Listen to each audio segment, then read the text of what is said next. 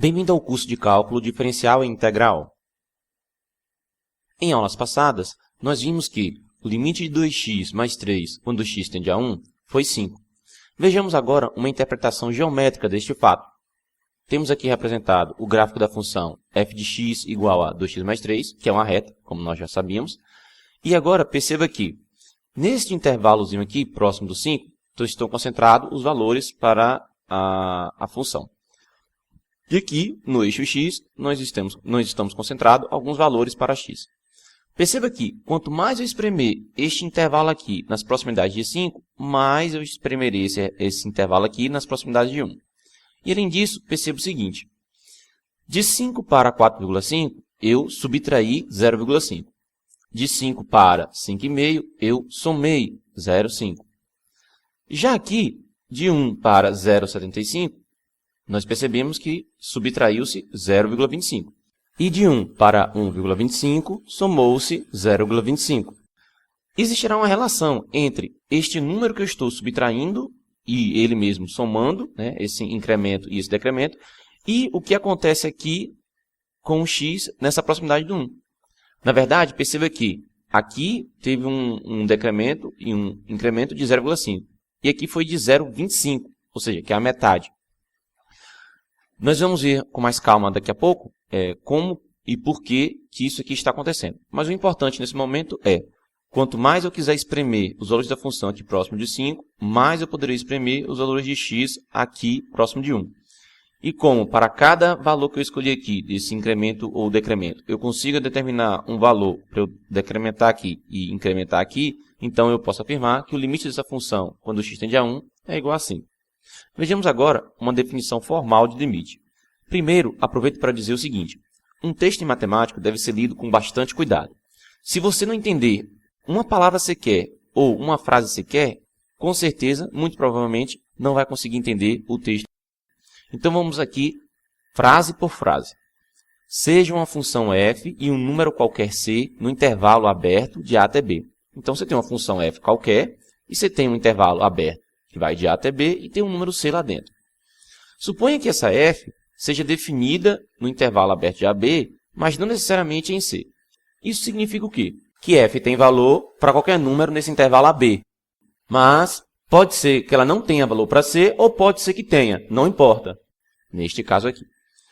Vamos dizer que o limite da função f, quando x aproxima-se de c, é igual a l, representando por essa anotaçãozinha aqui, se para qualquer número epsilon maior que 0, existe um número delta maior do que 0, correspondente, de tal modo que o módulo de f de x menos l é menor do que epsilon, sempre que o módulo de x menos c é maior do que 0 e menor do que delta. Ou seja, a função f de x está entre l menos epsilon e l mais epsilon, e o x está entre c menos delta e c mais delta, com x diferente de c.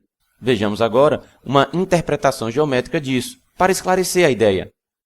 Então aqui temos o gráfico de uma função genérica f, e aqui nós temos o seguinte, tem um ponto L, certo? E eu diminuí um valor epsilon de L e eu aumentei esse valor epsilon em L. Perceba que, se eu fizer agora no eixo x, os valores de x correspondentes para dar os valores da função nesse intervalo aqui, perceba que esse númerozinho c aqui, ele vai estar entre c menos delta e c mais delta. A jogada na definição de limite é o seguinte, deve haver uma relação entre esse delta aqui e esse, deve haver uma relação entre esse epsilon aqui e esse delta aqui. Se você conseguir achar uma relação para qualquer número epsilon positivo que você fornecer, você conseguir descobrir um número delta positivo correspondente, então você pode dizer que o limite dessa função, quando x tende a c, é igual a L. Basicamente, é essa a ideia, certo? Ou seja, em resumo, eu posso espremer quanto mais eu queira esse intervalo aqui, na proximidade de L, e eu vou conseguir espremer mais ainda também o intervalo aqui próximo de C. Além disso, deve haver uma relação entre esse epsilon, que foi escolhido, e esse delta, que nós temos aqui. Na definição formal de limites, nós usamos o conceito de módulo. A ideia básica no conceito de módulo de um número real é medir a distância desse número até a origem, isto é, até o número zero. Vejamos um exemplo. Aqui nós temos representado a reta real, nós marcamos aqui o ponto zero para identificar a origem, nós marcamos o ponto menos 5 e o ponto 3. Imagine que você tivesse que responder a duas perguntas. A primeira pergunta seria: qual é a distância do menos 5 até o 0? E a segunda pergunta seria: qual é a distância do 0 até o 3? Bom, do menos 5 até o 0, nós temos 5 unidades. E do 3 até o 0, nós temos 3 unidades. Então, as distâncias são, respectivamente, 5 e 3. Nós vamos representar essas distâncias usando a notação de módulo. Então, nós usamos essas barras verticais aqui. E como é que a gente lê essa expressão? Nós vamos ler módulo de menos 5. E aqui como é que a gente vai ler? Módulo de 3. Vejamos a definição formal do que vem a ser o módulo de um número real x. Ela é dada dessa forma. Módulo de número x vai ser igual a x, se esse número x for maior ou igual que 0, e será menos x, se esse número for menor do que 0. Vejamos alguns exemplos. Novamente, o módulo de 3 vai ser igual a 3. Por quê? 3 é um número positivo, repetir esse número, então é o módulo dele. Já nesse outro exemplo, nós temos menos 5. Menos 5 é um número negativo. Então, o módulo de menos 5 será menos este número. Ou seja, vai aparecer menos 5, que dá igual a 5. É interessante destacar algumas propriedades dos módulos. A primeira é que o módulo de um número real qualquer é sempre maior ou igual a 0. Ou seja, é sempre um número positivo ou 0. Além disso, o módulo do produto é igual ao produto dos módulos. Outra propriedade muito importante é essa aqui. A raiz quadrada de a ao quadrado é igual ao módulo de a. É muito comum as pessoas efetuarem a simplificação da raiz quadrada com a potência 2 aqui e dizer que é apenas o a. Isso não é verdade. Agora imagine que você tem um número x, de modo que o módulo dele é menor do que o número a. A é um número positivo. Então esse número x está entre menos a e a. Vejamos essa outra inequação. Módulo de x maior que a. Se a é um número positivo também, então esse número x é maior do que a, ou esse número x é menor do que menos a. Por último, nós temos uma desigualdade tão importante que ganha até um nome, que é a desigualdade triangular. O módulo de a mais b é menor ou igual ao módulo de a mais o módulo de b. Essa desigualdade é muito importante e é usada várias vezes em um curso de cálculo. Para revisar o conceito de módulo, visite o canal do meu parceiro NERC aqui no YouTube. Lá você encontrará várias aulas comentando sobre esse assunto. Lembre-se que não é o meu objetivo aqui revisar os conteúdos do ensino fundamental e médio. Façamos um exercício. Mostre, usando a definição de limite, que limite de 2x mais 3 quando x tende a 1 é igual a 5. Então, o que a gente precisa mostrar? A gente precisa mostrar que, para qualquer epsilon maior que 0, existe um delta maior do que 0 correspondente de tal modo que o módulo de 2x mais 3 menos 5 é menor do que epsilon, sempre que o módulo de x menos 1 é maior do que 0 e menor do que delta. Vejamos como a gente vai fazer isso. Vamos começar desenvolvendo a desigualdade módulo de 2x mais 3 menos 5 menor do que epsilon. Aqui dentro do módulo vai sobrar 2x menos 2, porque nós temos mais 3 e menos 5. Esse 2 a gente pode colocar em evidência, e como ele é um número positivo, nesse caso aqui, ele vai poder ser retirado do módulo, porque aqui eu usei a propriedade que o módulo do produto é o produto dos módulos, certo?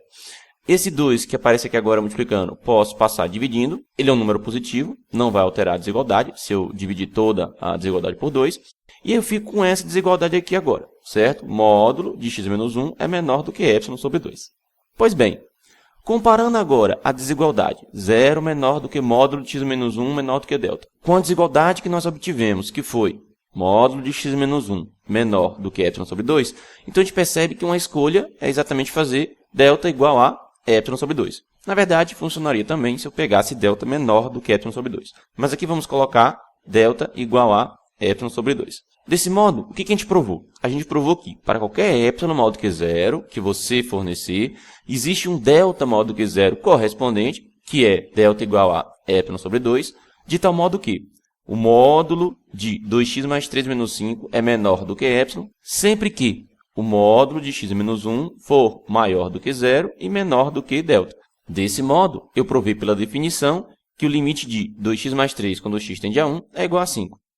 Para clarear isso daqui, se a gente voltar lá naquele exemplo que nós tínhamos feito, era exatamente o que eu tinha dito que, perceba que tem uma relação. Eu decrementei 0,5 aqui, e claro, eu aumentei 0,5, e aqui acabou decrementando em 0,25 e 0,25. Ora, 0,25 é a metade de 0,5.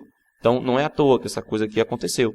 Bom, para ajudar no cálculo dos limites, nós temos algumas propriedades operatórias, ou propriedades aritméticas. Então, vamos lá.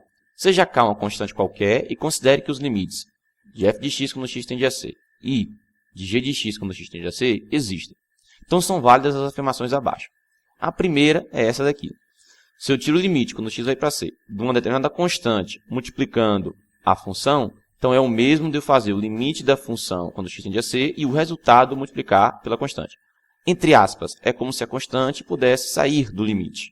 Agora nós temos o seguinte, se eu tirar o limite da soma entre essas duas funções, vai ser igual a somar o limite de cada uma das funções. Ou seja, o limite da soma é igual à soma dos limites.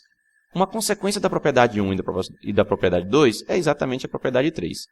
Se você quer tirar o limite da subtração, vai ser igual à subtração dos limites.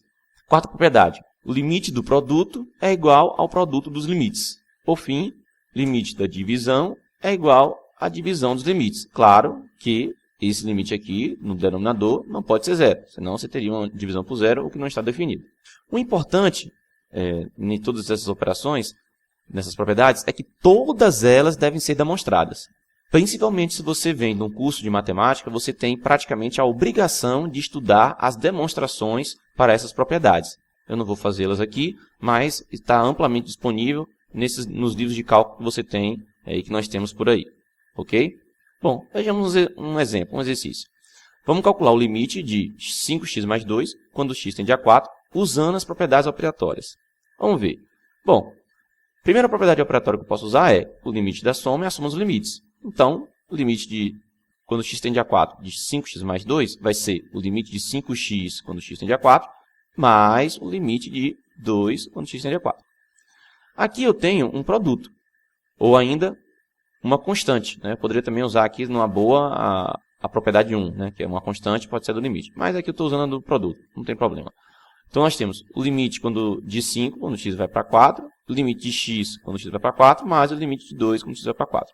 Fica como exercício provar que o limite de uma constante é a própria constante. Então esse limitezinho aqui vai dar 5. Também vai ficar como exercício que o limite de x quando x tende a 4 dá 4.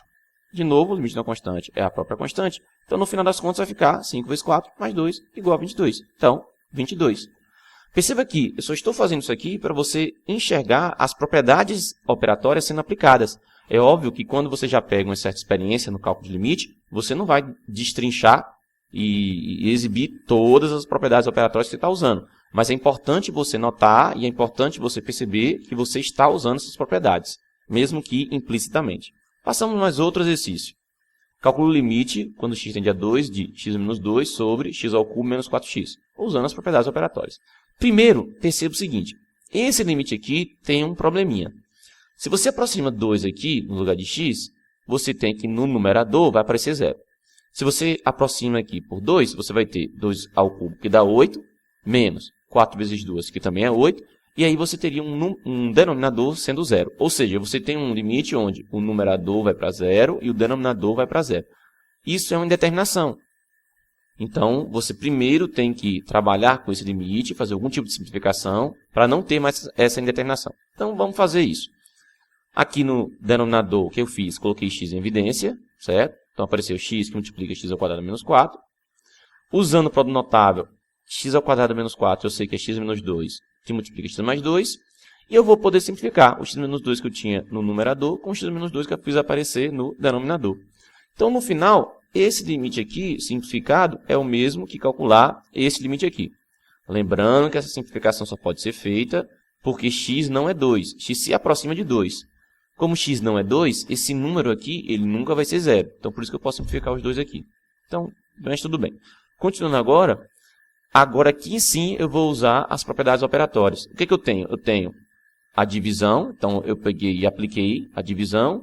Tenho também o produto e tenho também a soma. No final fica algo desse tipo, Limite de 1 quando x tende a 2, aqui fica limite de x quando x tende a 2, aqui fica limite de x quando x tende a 2 e aqui limite de 2 quando x tende a 2. Novamente, lembra que eu tinha deixado como exercício você provar que o limite de uma constante é a própria constante. Na verdade, também vou deixar como exercício provar que o limite de x quando x tende a um a qualquer, é exatamente esse valor a que ele está tendendo. Então, aqui nesse caso, o que é que vai sobrar? Vai sobrar 1 aqui vai sobrar 2, 2 e 2. Ou seja, no final, esse limite equivale a 1/8. Aqui terminamos esta aula. Espero você nos próximos vídeos.